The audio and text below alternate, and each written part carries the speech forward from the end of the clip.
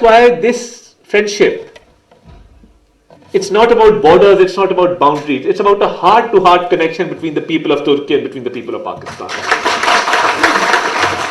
تو آپ دیکھیے کہ ابھی پاکستان مارز وجود میں نہیں آیا تھا اور یہاں کے برے صغیر کے مسلمانوں کو اس بات کا پتہ لگا کہ ترکی کے مسلمان ان کو ہماری مدد کی ضرورت ہے. عورتوں نے زیور بیچے, لوگوں نے اپنی زمینیں بیچیں, اپنے جو ان کی پوزیشنز تھی وہ بیچیں, اور وہ انہوں نے ترکیہ بھجوایا اپنے بہن بھائیوں کی مدد کے لیے. This is the legacy of the past that we carry forward even today. And one of the few countries where we go as Pakistanis and we feel a sense of ownership, a sense of warmth, and a sense of affection is Turkey. Because whenever somebody asks you in Turkey, where are you from, and we say Pakistan, you can see their eyes light up. You can see a shine in their eyes. So this is something that we are very, very proud of.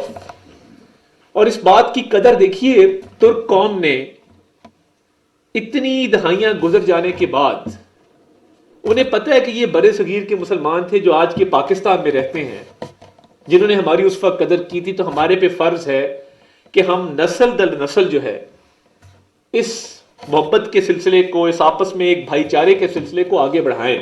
تو ہمیں بھی ضرورت ہے کہ ہم اس کا جتنا پرچار کر سکیں, اس کو جتنا ہم آگے لے کے چل سکیں, یہ ہمیں کرنا چاہیے. اور اب دور بہت بدل گیا ہے. So we need to tell the people about Pak Turk friendship, about its historical roots, about what it is supposed to achieve, and how we are intertwined as two nations and as one people. So people to people contact, cooperation at every level, and we are very thankful to you, to the Turkish government, to His Excellency President Recep Tayyip Erdogan, for all the collaboration and cooperation that is taking place between Turkey and Pakistan. اور یہ جو ٹیکا نے یہاں پہ یہ project کیا, جو ٹرکش کوآپریشن اور کوآرڈینیشن کی ایجنسی ہے, میں سمجھتا ہوں کہ دیکھیے یہ بہت سارے ڈیولپمنٹ کے پروجیکٹس بھی ہو سکتے ہیں اور کر رہے ہیں وہ, بٹ انہوں نے فوکس کیا ایک ہسٹوریکل چیز کو پرزرو کرنے میں, کہ ایک تاریخ کا ایک حصہ ہے جس کو محفوظ ہونا چاہیے. انہوں نے اپنا کردار ادا کیا کہ ہم اس کو محفوظ کریں تاکہ آنے والی نسلیں دیکھیں کہ ریڈیو پاکستان نے کیا کردار ادا کیا پاکستان کی بننے سے لے کے آج تک. اور دیکھیے اب دور بہت بدل گیا. اس وقت تو ٹیلی ویژن بھی یہی تھا, اس وقت کا سوشل میڈیا بھی یہی تھا, اس وقت کی پوڈ کاسٹ بھی یہی تھی, اس وقت کا ویلاگ بھی یہی تھا. ہر چیز جو تھی وہ ریڈیو کے ذریعے ہی تھی. سب سے افیکٹو موڈ آف کمیونیکیشن وہ ریڈیو تھا. میں ریڈیو پاکستان کی نمائندگی کرتے ہوئے یہ شعر ضرور پڑھنا چاہتا ہوں کہ انہوں نے دیکھیں اس چیز کا خیال رکھا کہ ہمارا خون بھی شامل ہے تازین گلستان میں, ہمارا خون بھی شامل ہے تازین گلستان میں, ہمیں بھی یاد کر لینا چمن میں جب بہار آئے. تو یہ آج چمن میں بہار آئی ہے تو ہمیں اس چیز کا زیادہ خیال ہے کہ ریڈیو پاکستان کے حوالے سے ہمیں اس سلسلے کو آگے لے کر چلنا ہے. ہمارے آقا اس پرزرو ہوئے, قائد اعظم محمد علی جناح کی تقاریر ہم نے سنی کہ وہ جو ریڈیو پہ براڈ کاسٹ ہوئیں, اور جتنے بڑے بڑے آرٹسٹ, سنگرز, اس ملک کے فنکار جنہوں نے بین الاقوامی سطح پہ اپنا نام بنایا, پاکستان کی انہوں نے بیرون ملک جا کے پاکستان کی شناخت بنائی, پاکستان کی عزت میں اضافہ کیا, جن پر ہمیں بڑا فخر ہے. میجورٹی نے ریڈیو پاکستان سے سٹارٹ لیا.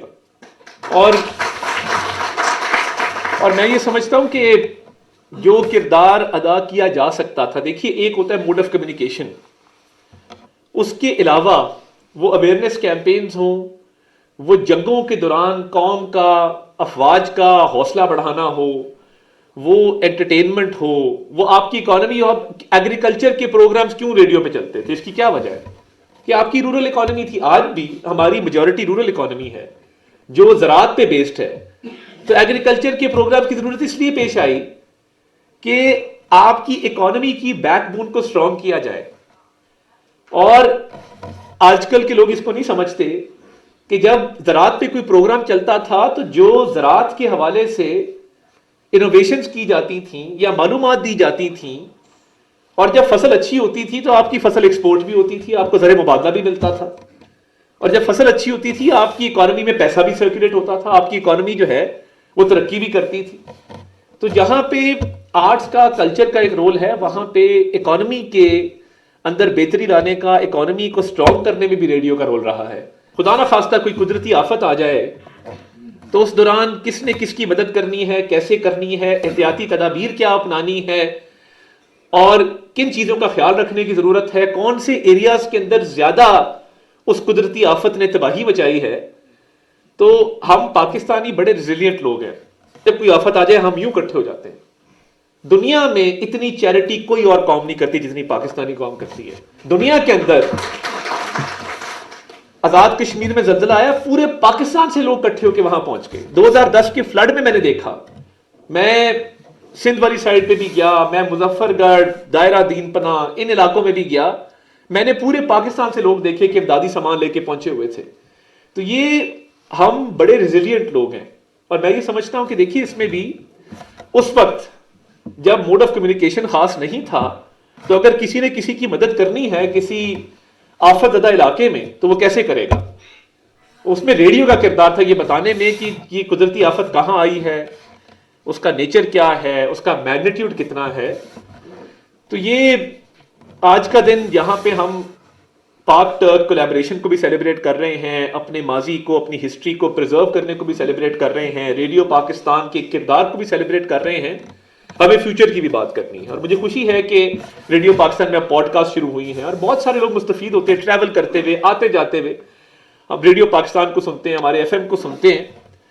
تو میں چاہوں گا یہ کہ آپ سارے لوگ بیٹھے ہیں, کوئی ایسا پروپوزل سعید صاحب بنائیں کہ ہم ماڈرن لائنز پہ مزید کیا کر سکتے ہیں ریڈیو پاکستان کو اپلفٹ کرنے کے لیے, ریڈیو پاکستان کے کردار کو ڈیجیٹل فارم میں ان کے آرکائیوز کو مزید محفوظ کرنے کے لیے, ریڈیو پاکستان کی گروتھ اور اس کی پروموشن کے حوالے سے کہ ہم آئندہ آنے والے چند سالوں کے اندر کس طریقے سے ڈیجیٹل سپیس کو افیکٹولی آکیوپائی کریں, کہ جس طرح ماضی میں لوگ ریڈیو پاکستان کو سنتے تھے اسی طرح اس کے ڈیجیٹل پلیٹ فارمز کو بھی لوگ سبسکرائب کریں اور لوگ دیکھیں کہ ریڈیو پاکستان کا کردار کیا تھا, کیا رہا ہے, اور ہم نے اس کو سیلیبریٹ کرنا ہے, اس کی تعظیم کرنی ہے اور اس کو اکنالج کرنا ہے کہ یہ کردار جو تھا وہ پاکستان کی نیشن بلڈنگ میں, پاکستان کی ترقی میں, اور جو انیشل ایئرز کی پاکستان کی ڈیولپمنٹ ہے اس کے اندر ایک فعال کردار تھا.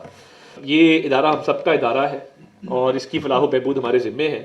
تو اس میں آپ ایون اپنے افسران سے, اپنے امپلائیز سے بھی انپٹ لیں, اور ایک پورے ادارے کی انپٹ آئے ہمارے پاس, آپ لے کر آئیے, اور ہم دیکھتے ہیں کہ ہم اگلے بجٹ سے پہلے اس کو فائنل شیپ میں کر کے اگلے بجٹ میں ہم حکومت کے پاس لے کے جائیں کہ جی یہ چیزیں ہیں ریڈیو پاکستان کے حوالے سے جس کو ریوائیو کرنے کی ضرورت ہے. تو اس میں آپ ہمیشہ مجھے اپنے شانہ بشانہ پائیں گے. میں آپ کا بڑا شکر گزار ہوں. And once again I would like to express my heartfelt gratitude to the Turkish government, to my dear friend Dr. Irfan Nazir, who's the ambassador here. And I was, as he mentioned, I was recently in Turkey. I visited their TRT World. I visited their Ministry of Information, and we discussed strategic communication. And you know, when I was in Turkey and I went to TRT World, they presented me with a souvenir. You know what it was? It was a old radio in the form of a Bluetooth speaker. They presented me a Bluetooth speaker which was in the form of the oldest transmitter. So you know, that tells you a story about keeping traditions alive, about telling the people what we are about, what our past is. And both our nations, we have a glorious past. The only thing is that we need to celebrate it, we need to move forward together for a prosperous future for the people of our country. And we need to have a positive outreach towards our people and modes of communication. With that, I thank you very much. Pak Turk Friendship Zindabad. Yasha Sin Turkey, Yasha Sin Pakistan. Your Excellency,